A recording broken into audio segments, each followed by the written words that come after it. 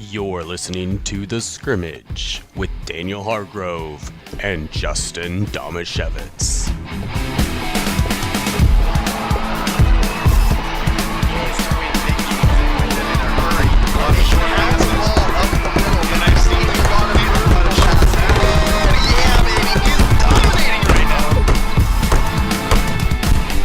Pax is distressed. Not only did you almost break our microphone, but also you worried Pax with Also, your incessant drumming. If anyone, I don't know why I'm Batman all of a sudden. Why are you Batman? If anyone was listening, they no longer want to listen because of all that noise we just made.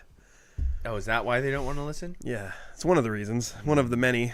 I don't think This was a classic, though. Like, producer says, "Hey, are you guys ready to go live?" We both say yes, and then just start talking Exactly. again. Yeah. And Andrew, luckily, is so patient with us. Is he though? He's Incredibly patient. He's either incredibly patient or he bottles it all up so much inside that one of these days it's just going to explode and there's going to be a double homicide in this house. Or maybe Pax would never allow that. Maybe That's a good it just point. comes out as gas. Oh boy, I might have actually broke this. Did you break it? I don't know, it won't stay now. Well, Pax is trying to fix Pax, it. what do you have to say?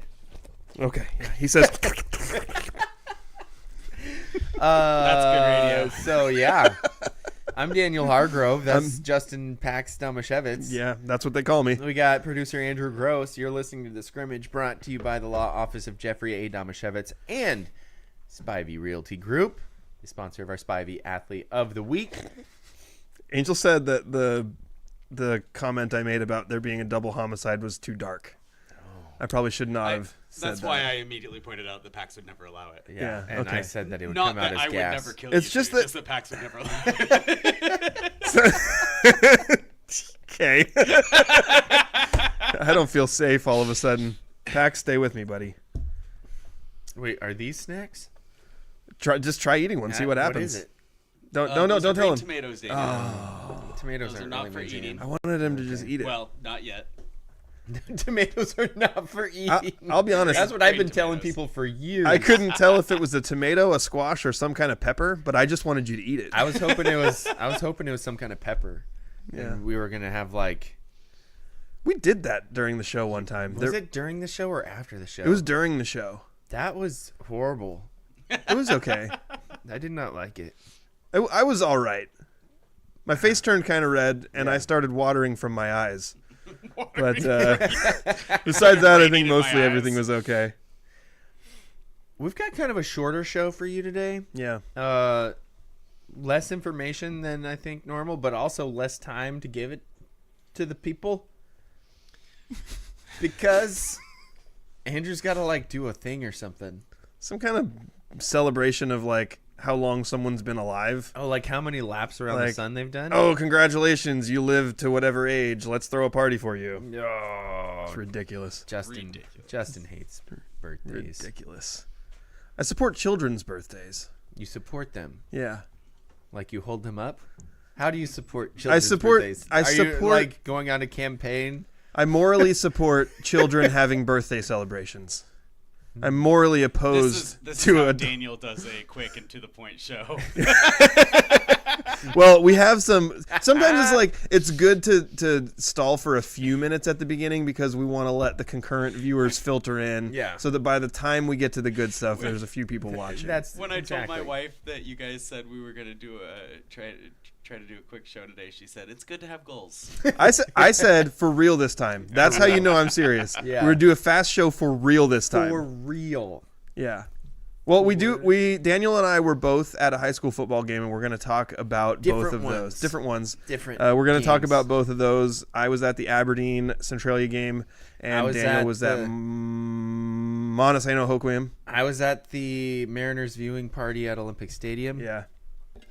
I- It was also a Mariners viewing party at Stewart Field. So, like, Yeah. I was there. I didn't have the game up on my phone, but at any moment, if I wanted to watch it, there was like 5 people around me who Yeah. had it on, so Dude. it wasn't a problem. Dude. So we'll talk about both of those, but before we do that, Before? let's round up sports locally.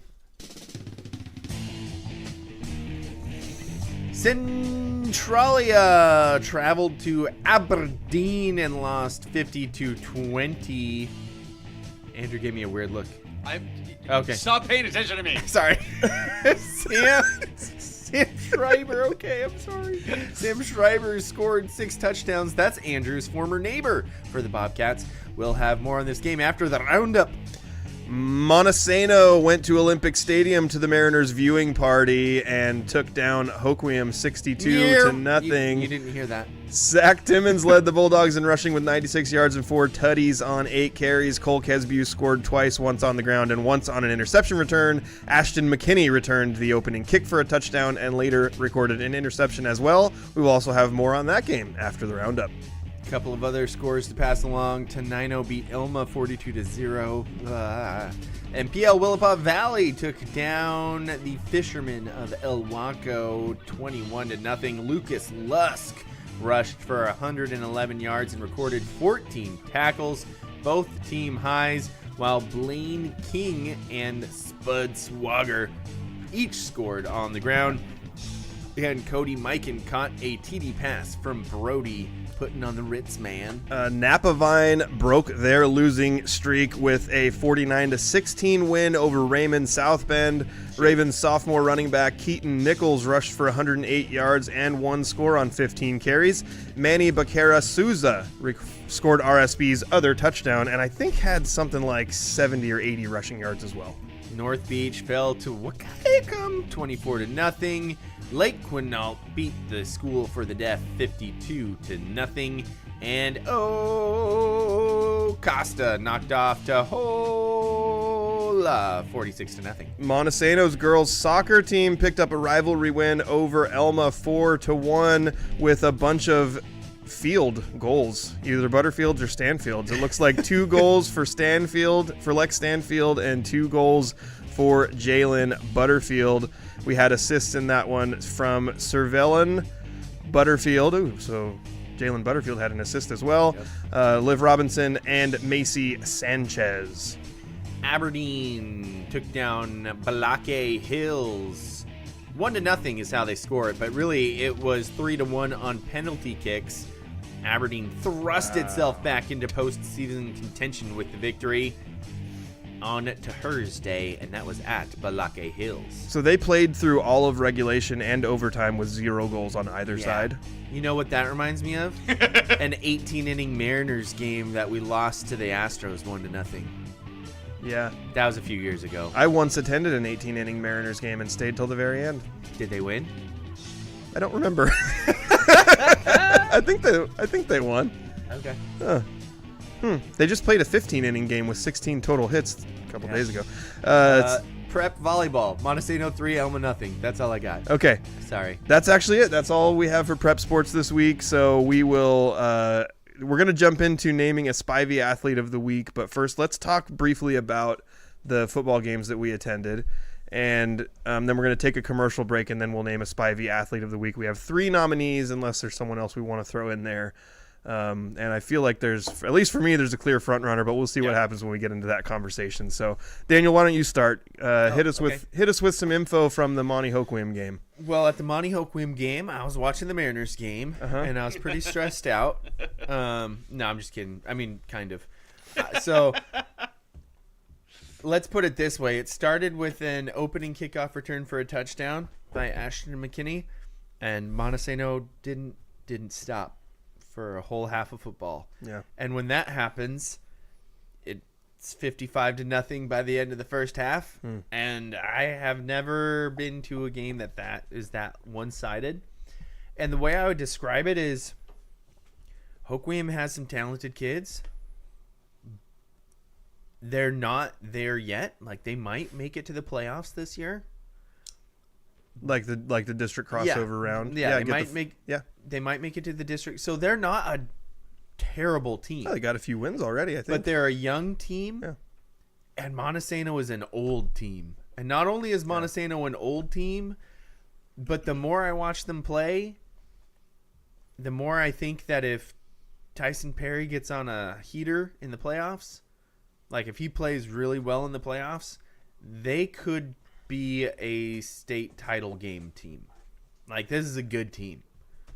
So that was the mix of that one. It's like it's not that Hoquiam is just terrible. I mean, they've got some dudes on the team that are pretty good, and they're moving. Sorry, I bonked the table. Got passionate there for a second. You're very passionate about Montesano football. Yeah. But let's put it this way: when Zach Timmons was running in his 4th touchdown of the first half, yeah, I realized that I should have been paying attention more and better to it, to do some better analyzing, since that was my role, not play-by-play, but analyst or color commentator. But I was so stressed out about the Mariners game that it took me until watching Zach's touchdown run on the first play of that drive where he took it in for another touchdown that he wasn't really touched. Mm-hmm. And he wasn't really worried about being touched. And then I thought back to the other touchdowns where it was like he would like run really hard and look like he had to be aggressive, and then he'd kind of like look around and realize there's nobody here because I have a giant wall of offensive linemen just plowing everybody back. And then he just kind of walked into the end zone. So what I would say is Monty's line is really good, and they looked really good. And then they also have awesome skill position players too. I mean, they did this without Torrin Kreitz and Tarek Gunner, but Carter Conklin-Smith and Caden Stott also really good. Like you wouldn't even notice, like you would notice like Torrin's kind of next level, like athleticism wise. But, like, if you would have told me that those were the best 2 running backs on the team or the best, I would have been like, yeah, that makes sense. They're studs. Yeah. Like, those kids are really good. Downside, though, Chris Tobar missed an extra point. Probably because of that ingrown toenail. Yeah. I mean, he was like, how many did he? 9? I don't think I've ever seen him miss an extra point. He was 8 of 9, but he did miss one. I can't believe I nominated him for Athlete of the Week a few weeks ago. I know. Gosh. I'm disappointed. I honestly don't think I've ever seen him miss an extra point. Yeah. So McKinney had a kickoff return for a touchdown. He's really fast. Timmons had 4 rushing touchdowns. Yeah. Caden Scott had he caught a shovel pass, like a bloop, so technically a receiving touchdown. Kisbew had a pick 6. Yeah. On a play that KJ McCoy was trying to set up a little tight end fullback screen to Knight Turpin. Mm-hmm. But this one has a story on it. Since it's a Hoquiam kid, I'm going to make excuses for him. Okay. So early in the game, you know what you're taught to do as a quarterback when like you're running a screen and the other team like has it totally figured out. What do? You spike it into the ground. You spike it into the ground near a player. You try and throw it towards the screen totally figured out, nothing to do. He spikes it into the ground, probably about 5 yards away from the running back, but it was like definitely in that direction as best as he could, like perfectly in line, and they call it an intentional grounding. And I'm like, that's literally what you're taught to do. It's such a weird gray area of like in the area of the receiver is so and subjective. Ian's like, well, it was 5 yards away from him. I was like, how many plays do we see where the ball lands 5 yards away from a receiver? Like all the time. And so I was upset That's about probably that. like on the outer edge of that range. 5 yards is like on the outer edge of that range. But I don't know. What is in the area of, exactly. I guess is my point. Yeah, exactly. So I was frustrated because that's a play you see like as a kid watching TV playing quarterback. You see that constantly and nothing happens. So this was later on in the first half, another screen setup. And it was completely red, but instead of spiking it into the ground, he threw it like 100 miles an hour at Knight's stomach, and but Knight was turned sideways, and so it just like zipped through his arms and like right into the arms of Kisbew, who was like 5 yards behind him, and it was just like whoop, and it was almost like the ball caught him, and then he ran it in for a touchdown. Yeah. But I was like, man, he probably would have done the same thing had he not just got an intentional grounding on it earlier in the game. Yeah. So that was my excuse for KJ. Yeah. Also, KJ hits hard. I didn't know that he played defense too, but is he a linebacker? Safety. I think he's a linebacker. Okay. He crushed a dude on it. So Tyson had a kind of a hospital pass out on a little swing pass to somebody, threw it high, and KJ just came in and blew him up as a little freshman. And I was like, whoa. Yeah. That's your throwing shoulder, man. Like, maybe protect that. Yeah, be careful. And he's an explosive athlete, though. He is. Like yeah. I don't remember I've only watched him at the Jamboree. I don't remember defensive highlights from him, but I do know from watching him play, like, the kid's an athlete. Yeah. And Keysby also had another, I think, rushing touchdown. Yes. Yeah, I think it was rushing. Yeah, it was a rushing touchdown. And then to end it, did I even write down the last touchdown? I'm gonna feel. Jackson Roglin. Yeah. Scored the last one, and that was after both. That was after Hoquiam put their subs in as well. Loved that. I love that for Jackson Roglin. Yeah. Like, he's a little guy. He's just fearless, dude. And I've been watching him play basketball for years too. Runs hard. Yeah. And I would say that after Monty's subs came in, then it was kind of an even game, and then, like I said, then Hoquiam put their subs in too, and that's when that last score came. So. Yeah. When you're talking about, like, the ceiling for this Monty team, gosh, going into the year, I thought, all right, huge senior class, and a handful of them I knew were really good. Right. There's another little chunk of guys here from this senior class that I'll admit I was sleeping on a little bit, and I wasn't sure like what the cap for this team was going to be until I watched them play. And I watched them play, and immediately I was like, okay, these guys are physically imposing. They are aggressive.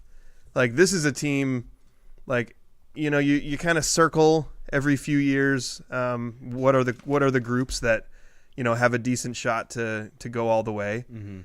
And based on what we're seeing from across the state right now, I would say even, you know, Royal took overtime to beat Kashmir last week. Right. I think that if you have a mix of, like, 5 or 6 teams at the top who have a shot at the title, Monty is absolutely in it. Like, in that, you know, best team in the state to 5th best team in the state, somewhere in that range. And I think the ceiling for this team is a state title. They have a buttload of seniors, and their seniors are good. You know, you mentioned Carter Conklin and Caden Stott being starters in this game because Tarek Gunter and Torrin Kreitz were out. Yeah. There was a game earlier this year. I watched those guys come in and be like the second team offense. That's how deep they are at the skill positions. Yeah. That guys as good as Caden Stott and Carter Conklin could be second team offensive players, and then they come in to be the second team offense, and they're just still scoring touchdowns. Yeah. And you look at them and you're like, these are varsity. Like, if they were playing somewhere else, these are varsity starting offensive players. Easily. But when you have Timmons and Gunter, who have been running backs in the mix for the last couple of years, tons of experience there. Tyson Perry's been playing starting quarterback since Jackson Wilson got hurt during Tyson's sophomore year. So it's like 2.5 years by the end of this that he's been the starting quarterback. Torrin Kreitz has been playing since he was a sophomore. Cole Kesbu is a guy that, like, he has absolutely stepped up and been incredible, like exceeded my expectations for sure. I've known he was good, but he's been really, really good. Yep. You know, opposite Torrin as a wide receiver. And then also Isaac Hawkins playing tight end, and then on defense, that kid is a freaking beast, He's man. a monster. This team just Where has did he come from? Like, he's been there. He's been around. But he's but he's not been like a name that He's also He's from the huge. area, massive. Daniel. So Yeah. I know I've known who he is because he works out with the guys. You know, like, he's massive. Yeah. He's just a massive guy. And then, like, you know, Ashton McKinney, for example, So fast. like, he can't get on the field on offense. Yeah. Like, this team is so good that you have a guy like a sprinter like Ashton whose top end speed is so good. He's returning kicks for touchdowns. Yeah. And he's like the backup to the backup on your offense. Yeah. This team has so much depth and so much experience that I really do feel like I'm not gonna predict it, and I'm not gonna proclaim it, because there's a lot of really good teams in the state, and I think there's probably better parity at the top of the state in 1A than we've seen in quite a while. Yeah. But if you're looking at teams who have a possibility to go the way, the potential to go all the way, this Monty team is definitely one of those. So they have 17 seniors listed on their roster. Okay. And a lot of times when you see a big senior class like that, like half of them play. Yeah. This is not that. Listen to Zach Timmons, Carter Smith, Caden Stott, Tyson Perry, Mason Fry, Isaac Hawkins. Mason, I didn't even mention Mason. Yeah. So those are those first 6 people on the roster are all seniors that are studs. Yeah. Yeah, you didn't even mention Mason. Yeah. Oh, by the way, the 6'3", 181-pound defensive end freak. Yeah. Like who comes in, and I think he plays tight end sometimes. Too. He comes in on offense when every they once in a want while. him to. Yeah, you know, like you have a 6'3" guy with like phenomenal hands. You can just plug him in on offense at some point if you want to. Oh, by the way, his backup is just Brody Williamson, who's a junior, who's 6'1", 208, and a freaking monster. Yeah. Torrin Kreitz, Chris Tobar, who's your kicker, Tarek Gunter, who's your stud running back, Ashton McKinney, Cole Kisbew, Carter Ames. Oh, Carter Ames. There's another guy I didn't even mention. And he sometimes doesn't get on the field either. And it's like, yeah, he's been a really big part of the defense. Yeah, but on offense, but where do you put him? He would start so many of these guys. They can't start on offense because there's just not enough positions. Yeah, and they're playing defense. Oh, Max Peterson, by the way, a junior. Yeah, who's a monster. Yeah. Carson Wisdom's a sophomore, who I think that's. Max That's a and very Carson physically imposing sophomore. He's 6 foot, 191 pounds. Yeah. And then Kyle Caton, Nathan Dowler, Lucas Delgado. 100% of those guys play. So I just listed Brody Williamson, Jackson or Max Peterson, and Carson Wisdom. I think those are the only underclassmen being like not seniors that regularly play. If like the starters are. Yeah, I mean maybe Matt Causey sees the field at linebacker every once in a while, but mostly only when you get into garbage time. Exactly. There's so much depth. And he was another kid who came in and started running the ball. So he's really you mentioned good. The games you saw subs come in, and it was Carter Smith and Caden Stott were the subs. Yeah. I just watched the game where it was Torrin Kreitz and Tarek Gunter were out. So Caden Stott and Carter Smith were their replacements on offense. And if you would have told me that those were the all-league players from last year, I would have been like, yeah, those guys are awesome. Yeah. Like just monsters.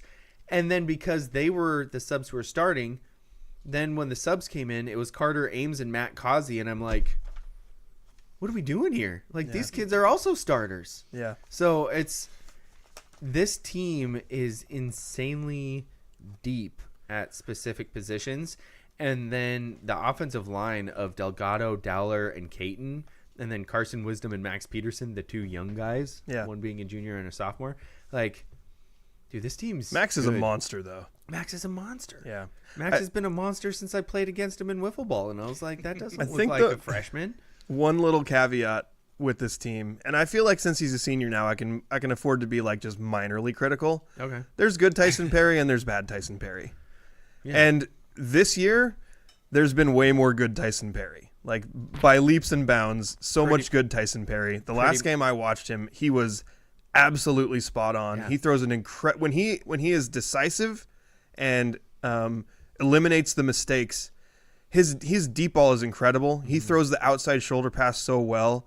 I've been really impressed with what I've seen with him in person this year. Yeah. And if he can continue, like he's been developing, obviously he was kind of thrust into the role as a sophomore a little bit before he was ready. That regular season, he was really good, but they sort of limited, how much they really relied on him. That was a great senior class. And then postseason rolled around and he learned some really tough lessons. And ever since then, he's been developing and coming along. And I'm hoping that now that this season, Monte is going to be tested.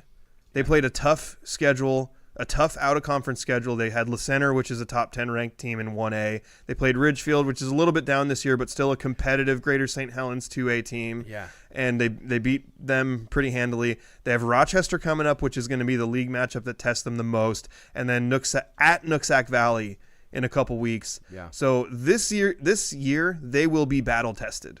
So they're going to get into the playoffs and they're going to be ready. And I'm hoping that, with all the weapons that are around him and good play from the offensive line, we'll get good Tyson Perry in the playoffs. And this is a team that's absolutely poised to make a big run. Absolutely. So we talked enough about Monte. Yeah. Let's move on to Aberdeen. Things Justin has never said before. It's just crazy, like reading down that list. Like, again, like all of those seniors. I don't think one of those the senior on that list that plays like the least. Oh wait, here's one that I didn't really recognize. Gerald Bayless. Oh yeah, Jarrell. Yeah, he'll get in there every once in a while. He'll get in the mix. Jarrell's fast. A good track athlete. That's the one name that I didn't recognize. Normally, when you see that many seniors on a football team, I don't know half of them. Yeah, like, this is ridiculous. Sorry. Anyway. Yeah, you're right. This is a Monte squad that's good. Yeah. So if you're a Hoquiam fan and you're like, wow, we just got absolutely boat raced. This is a really good Monte team. Yeah. Bright things in the future for Hoquiam. Yeah. Like Knight McMillan, Turpin, who had 28 tackles last week. McMillan pointed out in the pregame interview, young team. Yeah. Man, a couple years from now, this is going to be a really competitive Hoquiam squad, so just be ready for that. Yep. But let's move on to Aberdeen. By the way, Kingston Case was hurt. Oh, yeah, I think I did hear that. That hurt things, too. I was bummed. You know how I love watching him run. He runs so hard. I also love watching him run. Yeah. So Aberdeen takes out Centralia. This game, I think that the thing that struck me the most is like, I'll just say it right off the bat. I'm going to say it one time. Centralia is not very good. Probably on the low end of teams in 2A. Sorry, What's Daniel. up? Little Daniel says 6'3", 181 is exactly the most fun body type to tackle. Oh, yeah, well, he would know. As someone who is Rugby guy. the center of gravity that he has. Yeah. I don't know. I would think Daniel would say 6 foot 175 would be the most fun to tackle because that's about how much I weighed, and I think my ribs are still damaged from that hit I took from him. Man, that was a really, really, really Shut long up, time ago. Justin. I want to talk about this Aberdeen game because so Centralia, I think that it requires some context on Centralia. Centralia has really struggled as a program over the last few years, and this year they've been particularly bad. Am I allowed to say that? They've been particularly it's Centralia. bad. You can say that as much as you want. The caveat to that Centralia? is they have a running back who's been injured. His name is Malcolm Tukes. And this guy at the beginning of the game was like, he was running all over Aberdeen. And I was like, oh my gosh, where'd this guy come from? How does a team who has this guy be not good? He was really good. But apparently he's missed some time with injuries this year while Centralia's been struggling. And early on in the game, like first quarter and a half, it was an offensive battle. The teams were kind of trading scores. I had so much fun watching Aberdeen's offense. They were multiple. They were versatile. They used misdirection. They passed. They ran. And this was them playing without Micah Schroeder, who I'd say probably their best all-around offensive player, and without Adonis Hammonds, who's been their number one receiver for the past couple years. So you're going already completely without two of your best offensive skill players. And then Riley Wixon was also dealing with an injury. He's been in that mix of like best players as well. He played, but only on defense. They only brought him in on one play on offense to be the hammer on a 4th and goal from the 1. So you're playing without like 2.5 guys who would be probably your primary skill position players on offense. Right. So even with that, Aberdeen's offense, like they started out kind of running the ball up the middle. It wasn't really working. They were sort of getting manhandled, and they were like, oh, we'll just throw the ball outside. You can see Centralia is plugging up the middle. We've got Gabe Matthews. We've got Colin Hyatt, and these two guys they're just being able to hit them on passes on the outside constantly. They did manage to get one really good over the top pass as well to Gabe Matthews. I don't think that this is an Aberdeen team that particularly stretches the field vertically a lot, but they were within the parameters of 20 yards or so using the entire field. They were hitting over the middle. They were hitting to the outside. Mason Hill, who's their junior quarterback, I think was doing a very good job of figuring out where the open guy was and being quick and decisive with the ball. They ended up passing for about 300 yards in the game. But the real big story of this game, which they won 50-20, by the way, if you missed the roundup, was Sam Schreiber. So going into the season, if I'm being honest, I didn't really know who Sam Schreiber was. I kind of had heard the name. We know Sam's dad, Yep. Sean, who used to be your baseball coach many years ago, and we've played a little bit of softball with, and Yep. I've interacted with because he used to coach Aberdeen baseball, and so we kind of know him a little bit. Yep. Used to be Andrew's neighbor. Used to be Andrew's neighbor. Didn't know that. But yeah, so I kind of knew who Sam was. Didn't really have a good concept for how important he was to the team, except that during the summer, when I talked to Luke Martin, who plays on this team as the safety, he was like, man, because Sam had some kind of preseason injury, and he was like, man, I really hope Sam's okay because he's really, really important for what we're going to do. And so I've kind of kept that name in the back of my mind. Right. Well, definitely without Micah and without Adonis, and then without Riley Wixon on offense, it kind of just, if they were running the ball, it was Sam. Right. So he absolutely responded in the greatest possible way, because not only did he catch a few passes out of the backfield, but he made the most of just about every run that he had and ended up scoring 6 touchdowns, 5 on the ground and 1 on a reception. And I maybe there's a way that we can get our hands on some game film. Yeah. Because I'd like to share and maybe even post a video of a couple of Sam's best runs, because they're kind of like beast mode level, where, you know, he gets there's the Beastquake run, for example, was just like a real it was like a lesson on poor tackling, really, if you watch it over and over again. But like, what I mean by that is Sam has the ball and there's about 7 or 8 guys who have a shot at tackling him, and none of them end up bringing him down. Right. You know, whether he juked them or they made a mistake or he actually stiff-armed them or got out of the way, you know, Sam would have the ball in a spot where there's a whole bunch of guys who can make the play and nobody makes the play, and all of a sudden he's running 30 yards for a touchdown. So I came away from this, I will never forget Sam Schreiber in this game. As a spectator, this is the first time I think I spectated a game at Stewart Field. Oh, spectator. As an Aberdeen fan, because I did go watch that. I watched my son play, but I was on the visitor side for Monte. But when I was in high school, I was gonna say, bro, when you were in high school, I know we watched games together. no, I was gonna say first time since high school. Okay, gotcha. First time since I was in high school, many years ago. Back when Jonathan Stewart was playing for Timberline. Yeah, Running over Aberdeen. yeah, probably. Remember that game? He was a sophomore. Yeah, I'm trying to remember. Ran for like 250 Was in the it, first half. Nelson was the quarterback. Yeah. They had a tight end that was really good and a receiver that was really good. I think it was Robbie Chicano was the fullback. Was Andrew Fink the receiver? I don't remember. Dude, Fink was a stud. Anyway, so it was the first time I've been a spectator rooting for Aberdeen at Stewart Field in a really long time, and the experience was really fun. And I would say probably largely, even though somebody stole my program, largely the experience was so fun because watching the way that the Bobcats ran their offense, it was so encouraging for what they'd be able to do. You know, with the understanding that Centralia, you know, not the best opponent, but watching the way they did things where it was like, okay, this didn't work. I'm going to do this instead. We're going to figure out how to spread the field. We're going to run this play. We're going to run this misdirection. That's going to set up this other play. And I really enjoyed watching the way the offense flowed. So massive kudos to the players and the coaches for Aberdeen with how they ran their offense in that game.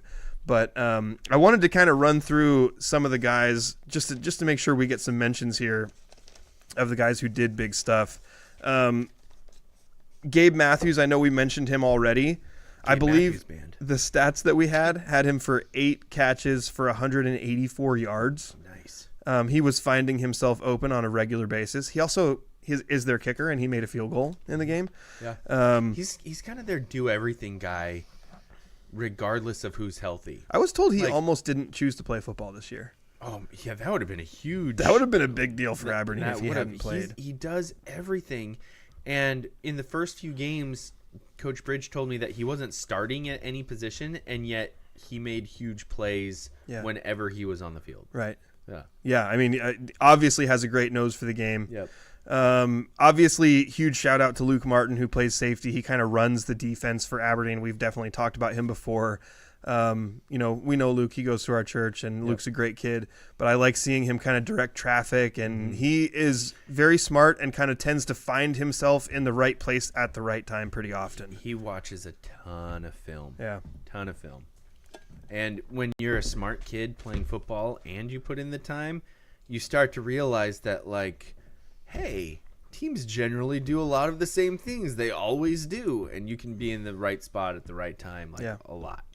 So Cordell Roberts for this team had a really big kickoff return on one play and also blew somebody up pretty bad on a kick as well. There was one Roberts, not Cordell Stewart. Not Cordell Stewart, not Slash. Also, there was one play. There wasn't a ton of Ryder Creamer getting the ball, his ball hands on the ball in this game, but he did have one play where it was a kickoff, it was a kick return, and all of a sudden I look up and I see someone finishing a block. Yeah. by finishing a block, I mean, I'm stronger than you. I take you to the ground and you don't get up now. And I was like, who is that? That kid's huge. And I look up and it's Ryder. Yeah, Ryder's a stud. Ryder's an absolute stud. Made a ton of really good plays in the game on defense, and he's so physical. I couldn't imagine having to deal with him. But just kind of running down the list here, I thought, especially on defense, but Carter Kolodzi made some really good plays. Jaden Gladson, and I'm going to shout out Dylan Brown, another one. That's my guy. He plays offensive line for Aberdeen, did a good job. Cole Nylander made some good plays, as well as a lineman, really physical on the inside. I think that as I was looking through it, the way we were talking about Monte with all the seniors, I was like, well, what is it that makes this Aberdeen team so successful?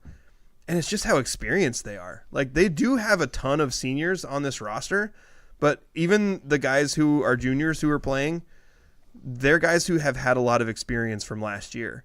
So, like Mason Hill, he's a junior. He's the quarterback. He was the quarterback last year. Yep. Sam Schreiber is a junior, but he played apparently quite a bit last year. Yep. So this is a team that I think, for Aberdeen, anytime you play in 2A, and it's always an uphill battle. Mm-hmm. Like, you're trying to get – Aberdeen's program has had some struggles over the past decade or so. And it's an uphill battle. You're trying to get back up to a point that you're really competitive on the state level. And we've had some Aberdeen teams that we thought were going to get there in the last handful of years, and they always seem to come up just a tiny bit short. This team, if they can be healthy, like, this is a team that can go win a state playoff game. Mm-hmm. Like, is this going to be like, it wouldn't be like last year where they kind of sneak in, they're the 16 seed, and of course you lose because you have to play Anacortes or Tumwater or whoever it was. Like, you're not going to win that game. That team's really good. Yep. But if they can, like, they've got a really good shot to finish the season either 7-2 or 6-3. I mean, they'd still have to play Tumwater, which is just let's say that I'm not going to count them out, but let's say we assume they lose the Tumwater game, but they win the rest, which I think I'd say more likely than not at this point. Yep. They finished the season 6-3. They're probably going to end up with a seed somewhere in like the 10 to 14 range. Mm-hmm. Absolutely, they can go out and pull off an upset. Absolutely. I mean, with the experience that's on this roster, especially if they can get Micah and Adonis back, get Riley back to full health, be as healthy as you possibly can. There's so much experience on this roster, and guys that I now have watched with my own eyes go out there, be physical, make plays. We talked about with Monte, depth at skill positions. Aberdeen just proved it. Yeah. Like, you have Micah and Adonis and Riley all out on offense, and you have Sam Schreiber stepping up to have almost a 200-yard game where he scores 6 touchdowns. Yeah, that's nuts. I think that this is absolutely a team as we're kind of getting to the point of the season where we're like, all right, you're our competitive teams. What's your ceiling? Exactly. Like, I think they could do it. I think Aberdeen could go get a state playoff berth and pull off an upset. I agree. Yeah, fun. Could be a fun year. Yeah. Real quick, my nephew texted me and said, will you guys get to the Mariners today? Because I have opinions. It's going to be a very brief Mariners conversation. And with that, actually, he was at the game, the 15-inning marathon. He was there. That's awesome. We have about 30 more minutes to wrap up the show. So I think we're going to take a commercial break. We're going to come back, name an athlete of the week. We're going to take another commercial break, and then we're going to get into the third period of our hockey show. Yeah, we got to move quick.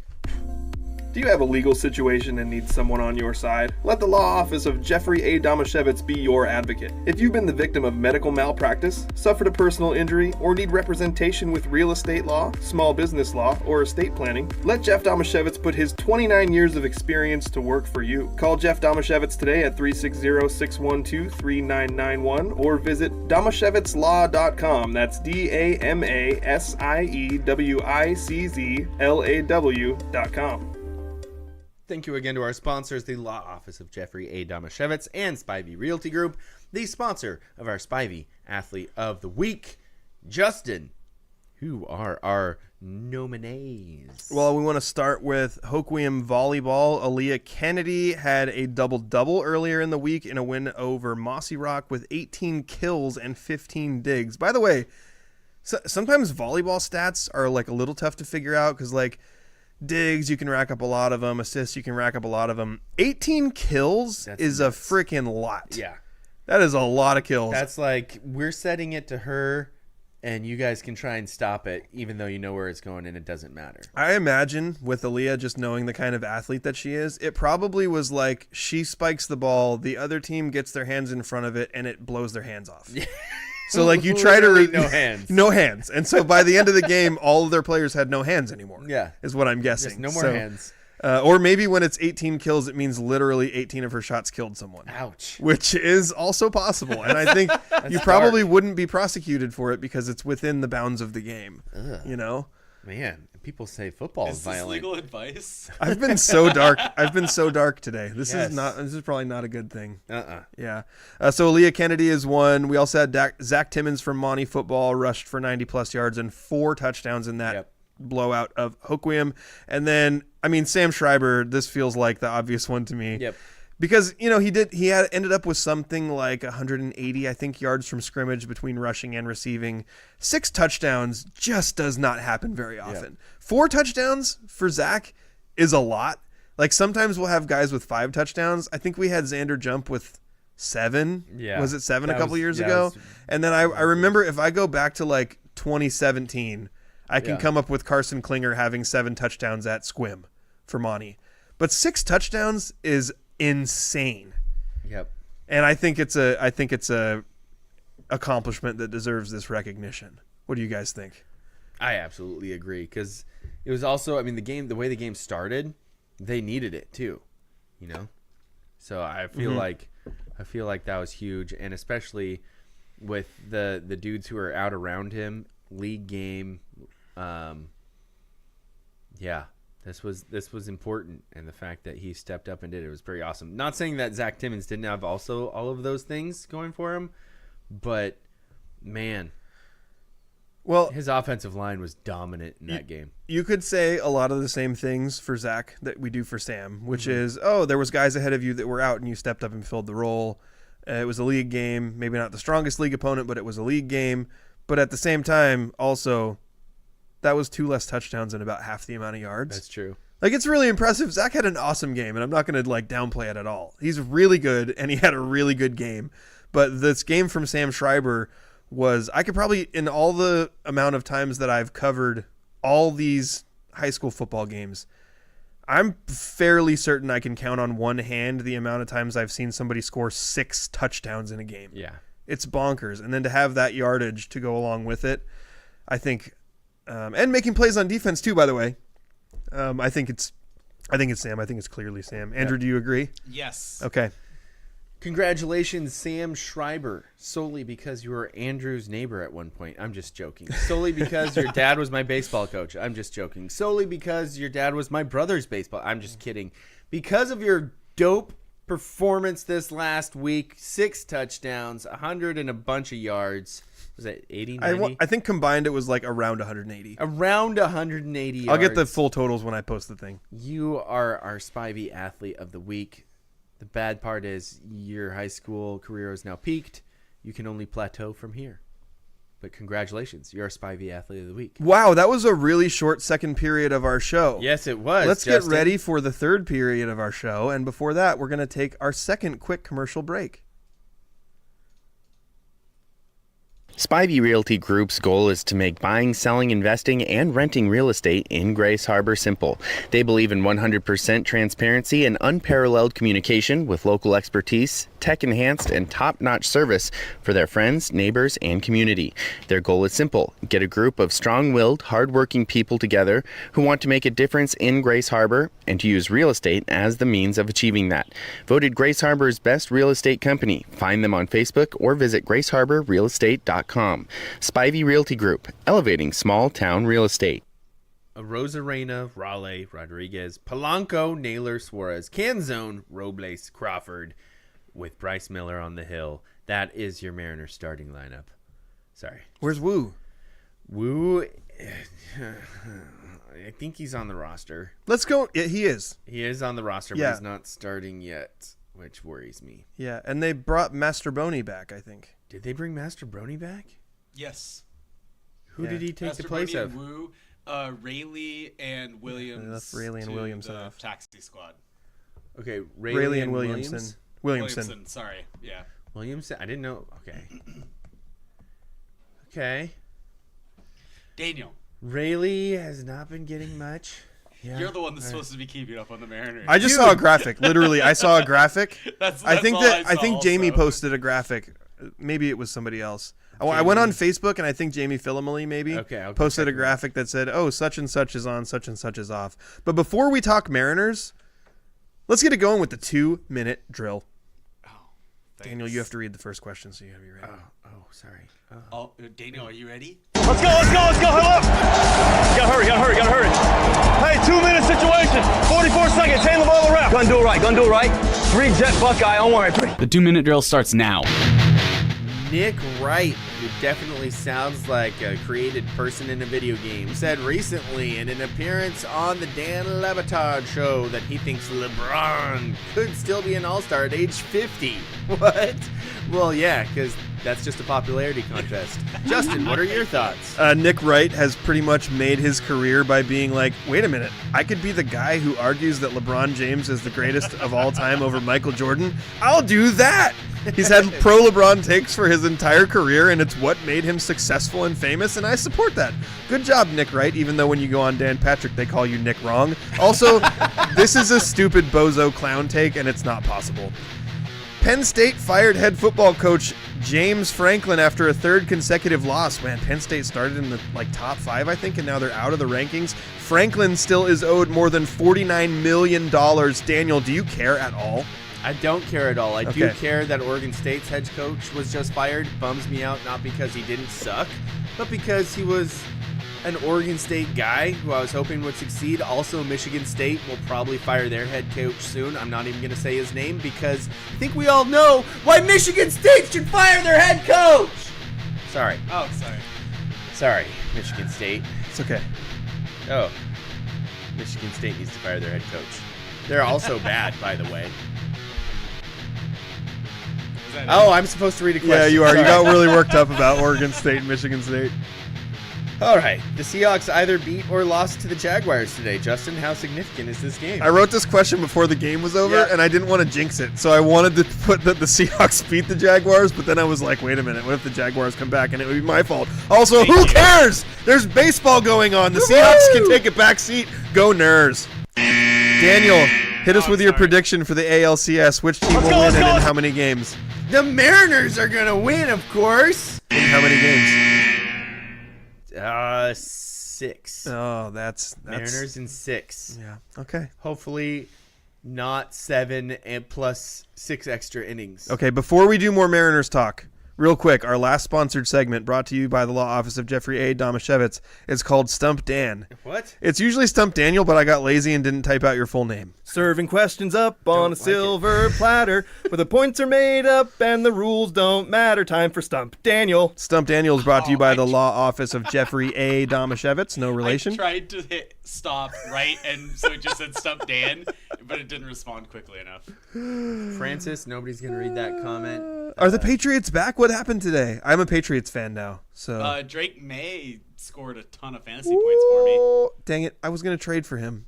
Do you still want to trade him? We talked about that at the beginning of the year. Anyway, moving on. Stump Dan. No, because I don't have another quarterback right now. Dan. Who are you talking to? You. I thought it would be fun to see if you know the acronyms of these famous companies and famous companies and organizations, and if you know what these acronyms stand for. You have 3 lifelines. I have 10 of them for you. You have 3 lifelines. If you want to get into the Beaver zone, you got to get 9 right. If you want to get into the Coug zone, you got to get 7 right. 5 right gets you into the Husky zone. Anything below that is Duck zone. Acronyms of what again? Companies or organizations. I give you the acronym, you tell me what it stands for.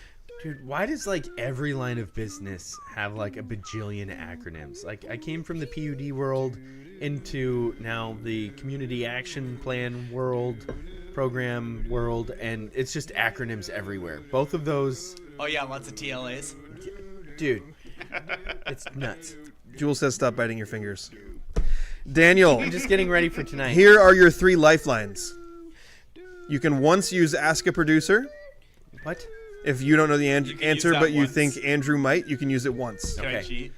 You can use a 50-50, which means that I will tell you what 2 of the letters, or depending on how long it is, I'll tell you what 2 of the letters stand for. Okay. What if it's just a 2-letter acronym?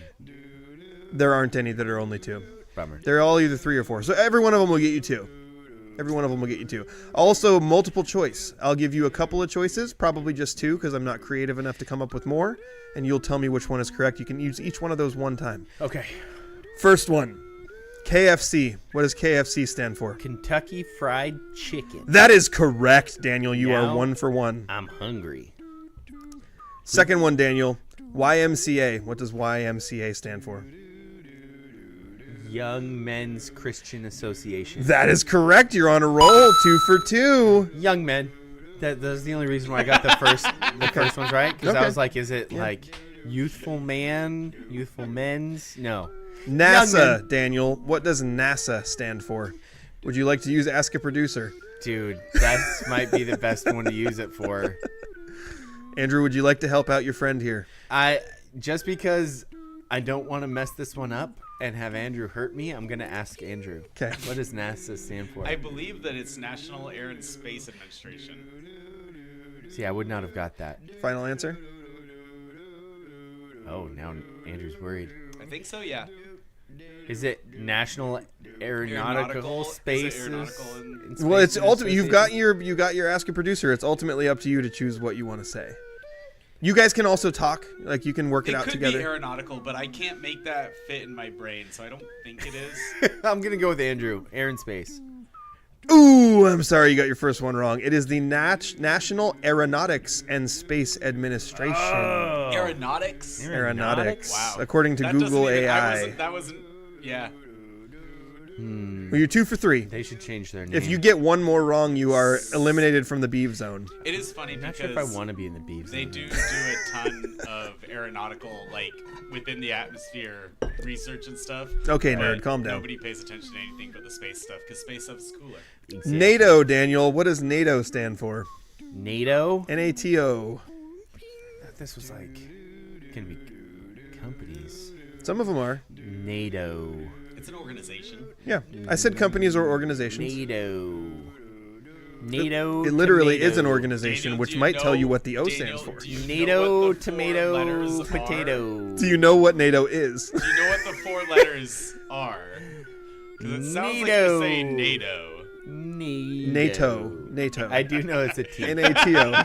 Do you know what they do? Do you know what NATO does? Do you know what NATO does? Yes. Nah.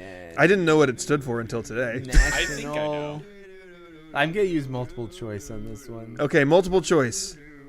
Is it the National Atlantic Treaty Organization or the National Ape Treats Operation? It's definitely the ape treats. Okay, It's final answer? Dude, you couldn't come up with a better one than... I'm not very smart. No, that was not great. I should have had multiple choice ready ahead of time. Yeah, at least for that one. It's the National Atlantic. National Atlantic Trade. That's a terrible treaty organization.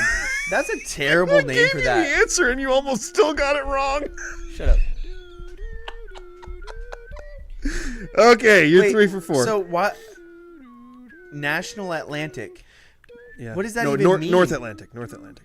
You said national Justin when you were definitely reading said it. national like 4 times. Okay, Okay, it that makes said. more sense. I was so North Atlantic. It's That makes more sense. Yes. You know what? You know what? Okay. You know what? This is a spoiler. You were reading it, Justin, and you almost got it wrong. The one above and below it both start with national. So National Basketball Association. that tells you what the first one of this next one is. You're 3 for 4, Okay. but you've used 2 lifelines Yep. already. All you have left is 50-50. Yep.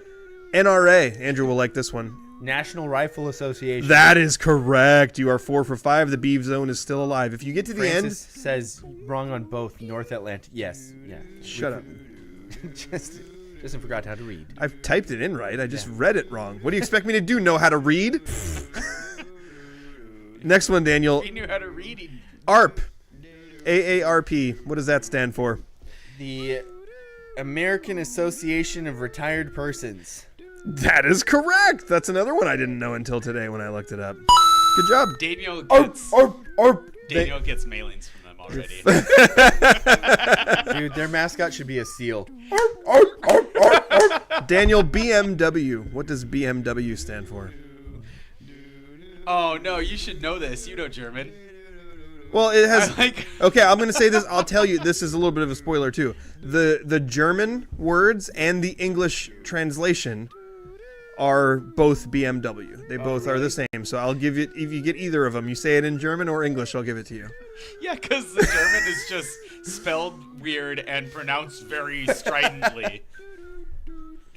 I'm upset with myself for not knowing. Do I have any lifelines left? Yeah, you have 50-50. I will like 50-50, please. I could just do you dirty and not give you the first one and only give you the second two. You only gave 2 options in multiple choice, so that made multiple choice also a 50-50. That's a good point.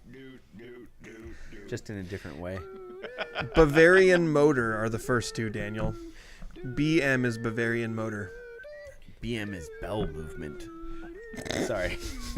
Bavarian Motor Works. Bavarian Motor Works is correct. Now, Daniel, how do you say that in German? Bavarian Motorwerks. No, it's Bayerische Mortenwerke. Werke. 1, 2, Darn it, 3. Andrew. You're 6 for 7. How I got through college German, I guess, didn't work on that one. You're 6 for 7, but you've used all your lifelines. If you Spell it German and say it German. if you want to get to the Beeve Zone, you got to get all 3 of these. You're already guaranteed Husky Zone. Francis says NATO was created to combat the USSR. The reason we're not better friends with Russia is because after the dissolution of the USSR, NATO didn't quit. Yep, that's true. AT&T, Daniel. What there's does a good AT&T argument. stand for? American telephones and technology? Oh, so close! American Telephone and Telegraph Company. I was trying to think of telegraph, and then I couldn't, so I just said technology. 2 more. HBO, Daniel. What does HBO stand for? I know that one. I knew it too. Do you know it? But you had something inappropriate pop into your head. And I was really close to just blurting it out. Sometimes I just say things. You could try it if you want. Let's see. HBO. The Holy Butts Organization. I'm sorry. That is incorrect. You are now officially 6 out of 9. If you want to get to Coug Zone, you got to get this one right. What is it? It's home box office. Home box office. Yeah, it's like- box it's office supposed- is where you pay for your ticket It's like for a movie. movies, but at home. That's almost as outdated as the Telegraph one. Pretty close, yeah. Yeah. Get out of here with Last your dumb one. names. Get this one, you get to the Coug Zone. Otherwise, you're a Husky. Gross. Enter ESPN, Daniel. ESPN. You should have given me one easier. Fox is easier to spell. I'm just kidding. Does Fox stand for something? I have no idea. Oh. It does not. How do you know? I thought it was just named after the animal. I'm pretty sure it doesn't. What if it's the federal oligarchy? Federal Zintop- The Federal Zootopia. Oligarchy Xylophone. Andrew and I went straight xylophone. It's because as kids, It- that's the only thing that starts with X. It's in either every xylophone book. or X-ray. Yeah.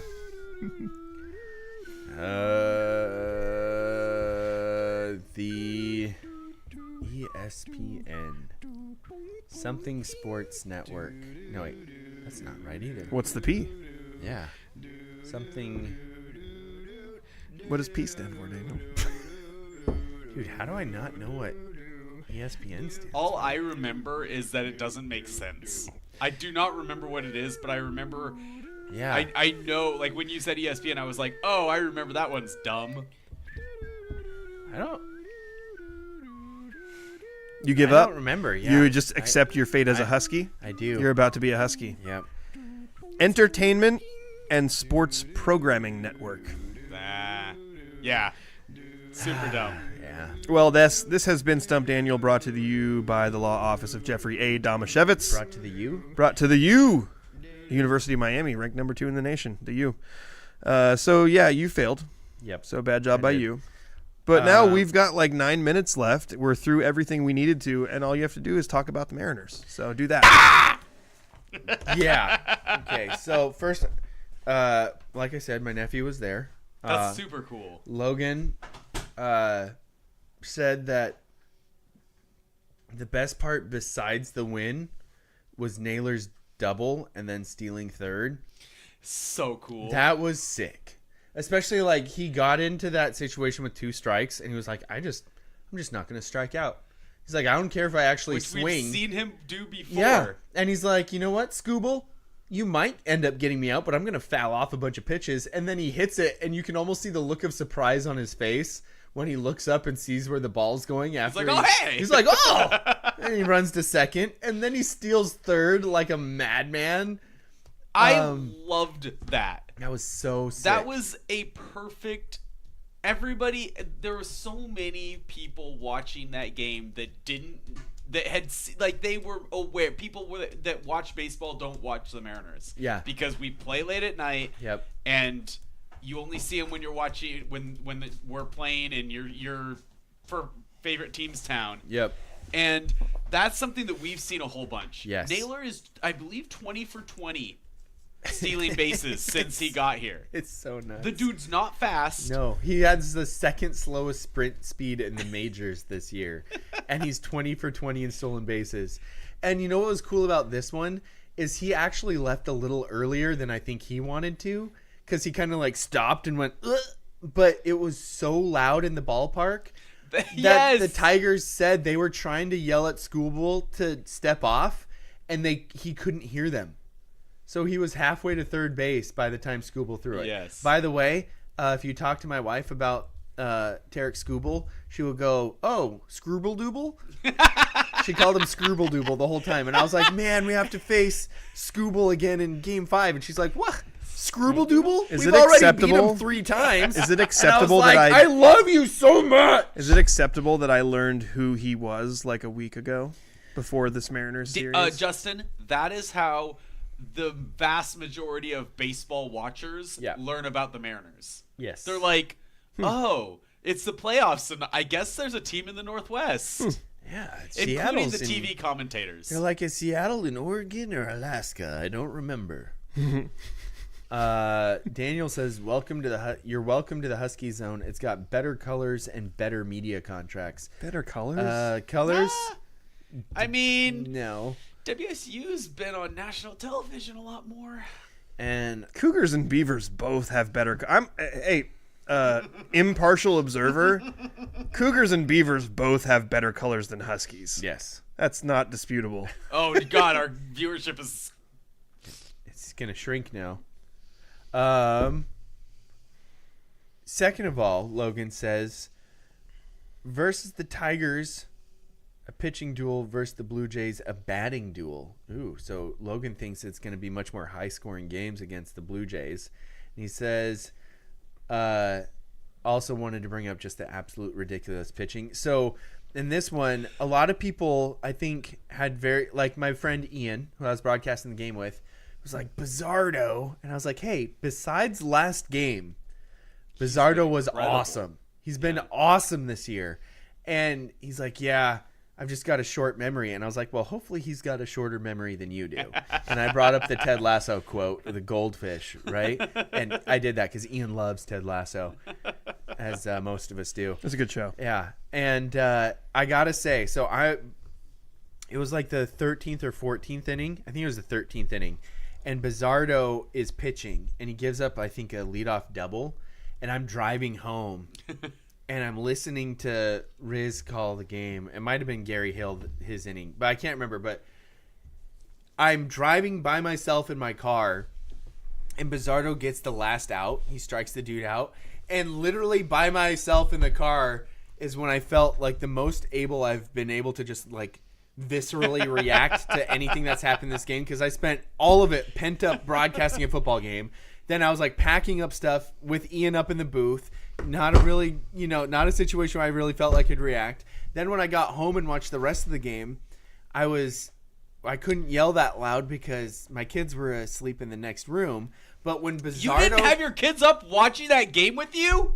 It went too long. They don't sleep enough as it is. Yes. Jeez. And neither does So, Daniel. I watched the full half-hour highlight video with him the next day. Don't tell Courtney. I watched the full half-hour highlight video with him the next day. But when Bizzardo struck that guy out with runner on at second base, I literally was driving home and I went, Bizzardo! And then I think you texted it to our group just like that. Yeah, like 5 times. Because you're in like all the groups that I text. So you and Andrew see my messages times 5. Yeah. Oh, it was like the most visceral, just like, yeah, Bizzardo! Can I be honest? I was worried about you. Dude, I was in the I stands. was worried about me. I was in the stands at the Aberdeen game. My phone died. And I was like, first of all, there's no chance I thought that this game would still be going on after these football games are over. Yeah.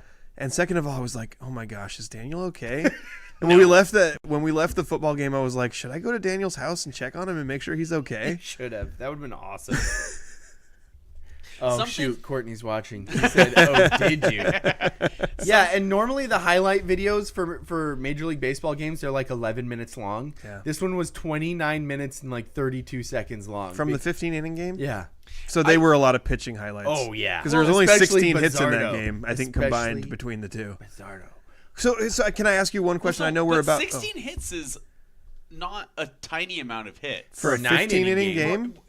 For a 9-inning game, it's quite a lot of Like hits. it's a one No, hit per inning combined? 16 Combined. combined, Andrew. Right, I understand. Oh, I'm just okay. saying it was That's like not a normal amount of hits for a 9-inning game. Really? I Yeah. feel like that's high. Not for but Mariners, Andrew. What's the Andrew, remember, you're a Mariners fan. You're used to seeing like 5 Daniel, combined the hits league for a is game. not good at hitting. The league is much better at hitting than we are, I don't even think that's hits true. wise. But my point, or all I was saying was that Google AI says the average amount of hits in a Major League Baseball game combined is 16 to 17. oh, That probably my point was not that there was lots of offense. Right. My point was just that it was not just Well- it was not just a bad hitting exposition. Right. There were guys getting on base. There Right. were guys making hits. That's true. And Every then extra the pitchers were shutting them down. every extra inning was like, oh great, we walked the leadoff Yes, guy. That yeah. always leads to a run. Somehow get out of it. Oh, the other team walks a guy, beans a dude. Something else goes wrong. They still get out of it. Like every inning was like, oh, this is going to be the end, and then it. And that's what I was trying to Yeah. say. Like it wasn't. And so that's why the highlights were so long. Is they Yes. couldn't just be like, well, nothing happened in these innings. Let's skip to this inning. So It you was were like- getting maximum drama. I was Yeah. darn close There were to messing there my were things pants being like threatened. every I just inning. assumed you changed your pants like 4 times. At least 4 times. Also, I thought something that I didn't realize in the moment, but saw later is: do you realize that after Carpenter's 2-run home run, the bullpen, including several starters, literally pitched 9.1 innings of shutout ball? That's nuts. That is so awesome. Courtney says Andrew, the kids watched all 13 other innings. It was bedtime. That's a good point. She made it through 13 innings with them. And you know what? Your kids are still young enough that they're probably not gonna like it. It's not like 9-10-year-old where it's like, you know what, screw the bedtime. Yeah. I This think is a Randy and memory- Thomas this is a would core remember these memory things. that you're developing.